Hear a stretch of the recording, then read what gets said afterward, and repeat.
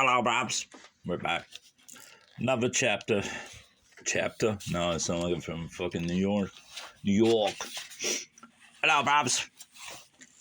Chapter 17. Let's get back out of this landscape. Chapter 17. The most priceless treasure. Most priceless treasure is the will. It may be used for either one's salvation or destruction. You know that well enough in your earth experience. Here its power is increased 100-fold. Lack of will means complete annihilation of the chance to progress. Without will, there is no concentration, and the latter is the dynamo. Concentration is the only method here. We can tell you of our laws and show you examples of their operation, but if you have not the power to concentrate, it is of no use to you. Many never had any willpower on earth. These are the morons. It gets me every time she says morons, sorry. He, her. Many never had any willpower on earth. Oh, man. Many never had any willpower on earth. These are the morons and subhuman beings who are bred of the lowest classes of the race. Also, the mental defectives whose brains are not normal. The souls of these two classes of beings we are able to stimulate, and we can, in time, get these cases up to the point where they are to reincarnate. We try to select good heredity where they are then normal and fitted for a life of mental achievement. The cases which result from the failure of society are ones I wish to emphasize. The United States has failed to protect its citizens against drug addiction. It is also to blame for permitting large numbers of children to be utterly without moral or spiritual guidance. These are easy prey to sexual habits that soon destroy the will.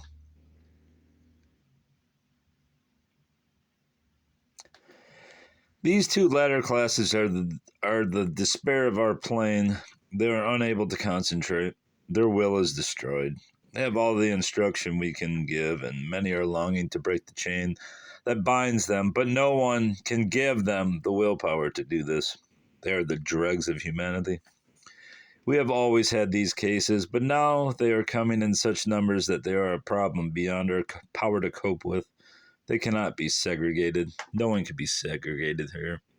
Their frightful thoughts make life unpleasant to all near them, and they themselves live in a self-torture that is terrible to behold. What are you people thinking of that you can permit such a state of things? Is there no sense of decency left? We are wondering what you intend to make of this country. Already these low spirits, degraded to a level that is below the animal plane, are obsessing your boys and girls. No longer are the asylums filled only with mature and elderly men and women. They now contain troops of adolescents and young men and women who have fallen victim to these obsessors. No man or woman is blameless who reads these lines and makes no effort to use the information given you. You cannot pass this off as the vaporings of a weak-minded, half-crazed spiritualist.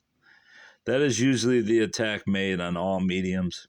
The hand through which we write is that of a member of a highly technical profession, and her work still goes on in the field of the drama.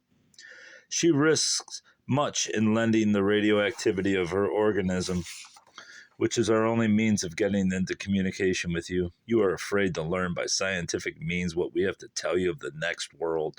A few $1,000s spent in subsidizing your radio experts and half a dozen trance and writing mediums would allow of sufficient experimentation so that we could speak to you as now you use wireless telegraphy and telephony, or is it telephony? Telephony or code signals. It is the next step. Why not hasten the day before the whole American race is ruined by its ignorance and its self-satisfaction? I am speaking harshly only because nothing seems to be heard in this country now that is not voiced in shrill and strident tones.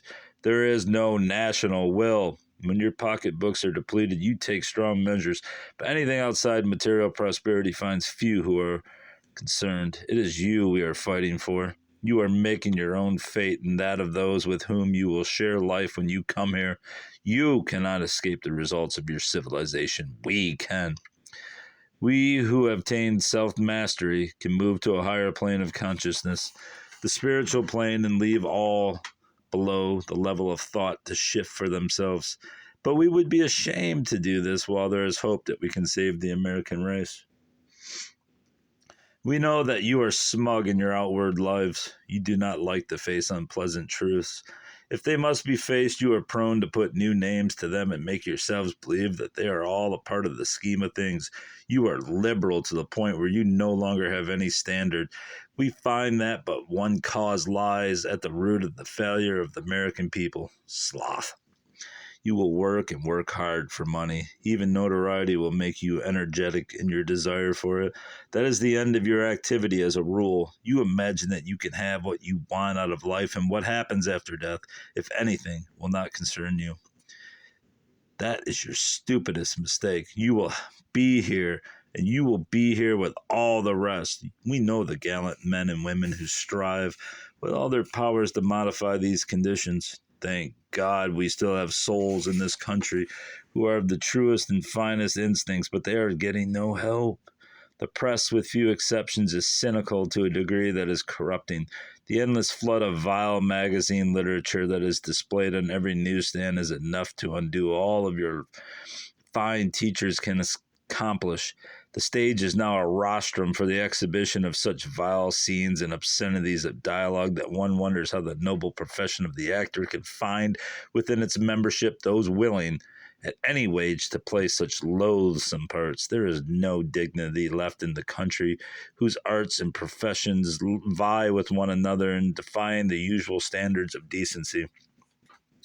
The politician is at the root of the debacle.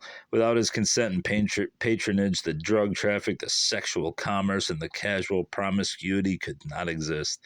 The press, the stage, and the moving pictures would all have to observe some respect for public morals if those in public office fulfilled their duty. All this you know. I am saying nothing that is not at the back of the mind of every citizen, but you are too egotistical, too lazy, and too morally corrupt even to wish to be known as on the side of reform. When you come here, you will pay a high price for your present attitude, a price so bitter that the victims of your criminal neglect will be amply avenged, even though they cannot be saved. You who are Christians will say God will save them. God can save only through his divinity that resides in man. Here is where you are at your most despicable worst. You are too lazy to take on the atheist's sense of responsibility towards your fellow beings. You present an excuse by making God responsible for your future. The deity is a law that operates for your good always if you work with its divine order, but a two-edged sword just the same. Your own soul makes you aware of the right way to use the law. You cannot escape God by making him responsible for your failure to follow the spark of him that is your own soul. The key to the use of divine law is your will. Chapter 18. There is no death. That is the key to what you have to learn in the years to come on earth. You are all preparing to end your lives with bodily death. You have made no preparation for going on with existence. Most people, if they do have a belief in immortality, have such a fantastic idea of what it will be like. They are not making plans for anything but an eternity of idleness and some singing, for which they perhaps haven't the least talent. Why would you just start singing? What a picture. Here we are far more interested in getting on with life than you are. We see our wasted incarnation and wish we might have been sure of life after death. We could have fitted ourselves to meet it had we known what we know now. Incarnation is only an attempt to try again, but so long as the secret is kept as to what life is like here, You will only repeat your former mistakes. What is the reason that Incarnation is kept such a mystery, and the truth withheld from the masses? Simply that you were never ready to use the knowledge intelligently.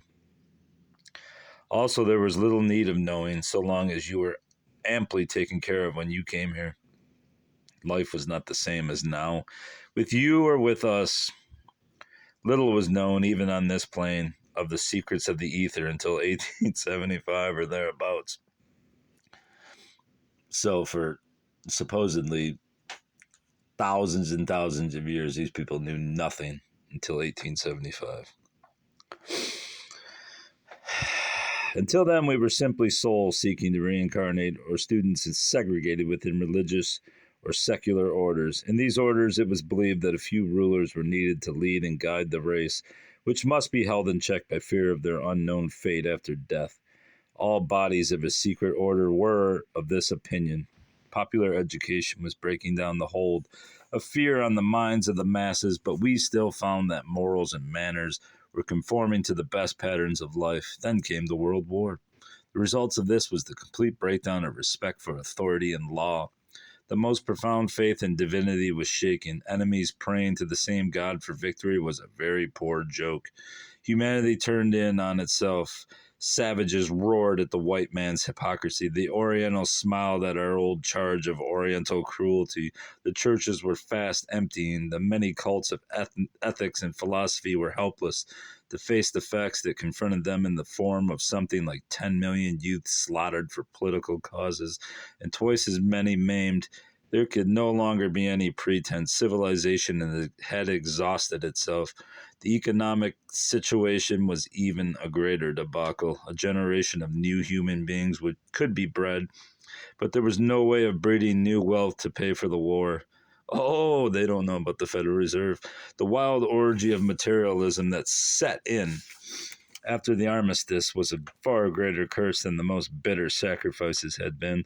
The young were simply appalled at the scene they were entering.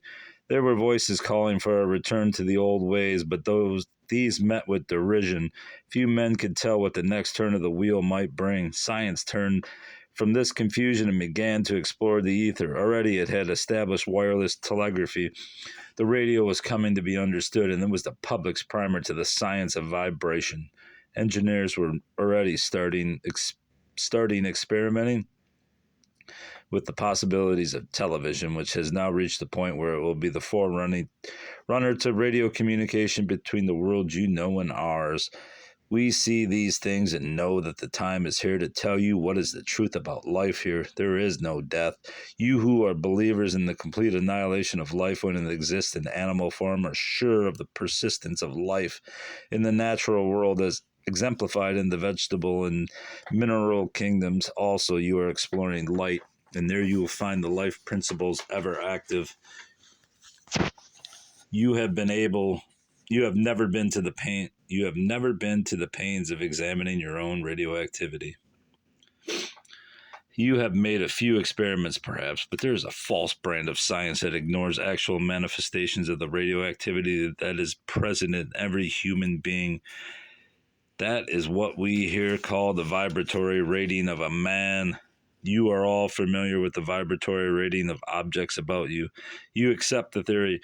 No use is made of it so far, but most of you are now too far advanced in this knowledge of the new science of radioactivity to deny its existence.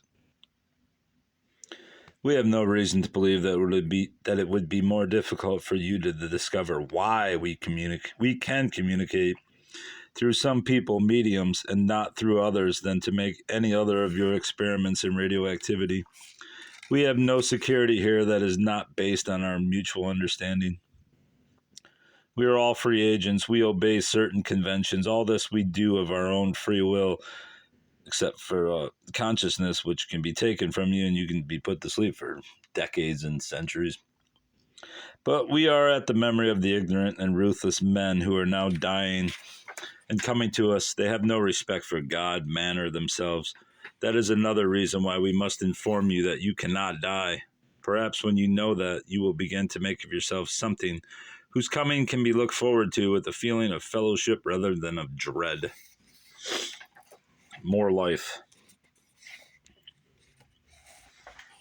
The soul is never content with life. It ever longs for a greater and fuller life. This is the secret of all progress. Progress only means reincarnation, and a greater need of expression than any previous life has had. We know of no means by which a soul can progress except through work on this plane in order to grow mentally to the point where we can reincarnate in a body that will give us the opportunity to use our added power, and by making our life a fuller and more abundant one, keep the pace of development we have set for ourselves. Many think an abundant life means only wealth. It may or may not include material riches. An abundant life is a life that calls into service the greatest of our talents and all our energies. I am speaking in terms of the mind of man. We are so very much a mental creation that all we do that is not of the mind is of small importance. We may be the parent of a dozen children, and all of them may be of the moronic type. There it is again, the moron. That is not an achievement. That is not an achievement. Hey, if you have a dozen moron children, that's not an achievement. I mean, if you need to be told that, that is not an achievement. It is a calamity. We may amass $1 million, but if the money is used to the detriment of our character and the oppression or corruption of our fellows, that is not an achievement. It is a social crime.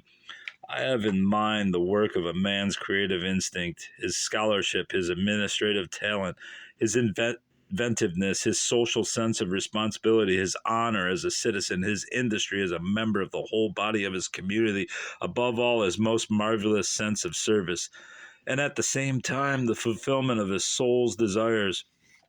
These constitute an abundant life. You know this yourself. You have somehow got the idea that the soul is the part of you that would deny you the happiness you long for in human life. You are wrong. Your desire for joy is the most perfect sign of the necessity for joy to complete your life. You cannot imagine a child not seeking joy. The childhood of a man after the soul awakens from its coma is the time when he is most himself. He seeks all that is charming. He wants to live, and he makes the very act of joy, of living, a joy. His soul is constantly rejoicing to find itself in a human body that moves at his will.